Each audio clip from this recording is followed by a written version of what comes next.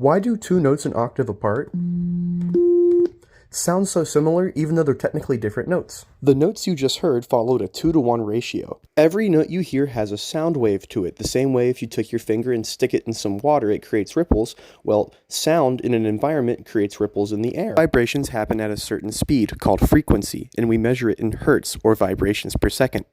Let's take this A440 for example. That means the air is vibrating 440 times every second when you hear that note.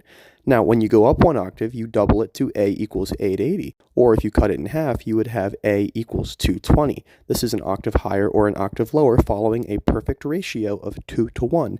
That is why the notes connect together and sound, quote unquote, like the same note, even though they are different notes, because our ears are trained to hear them as the most consonant interval possible, an octave. While the octave is the easiest one to understand, every interval in a 12-tone scale has a perfect ratio to it.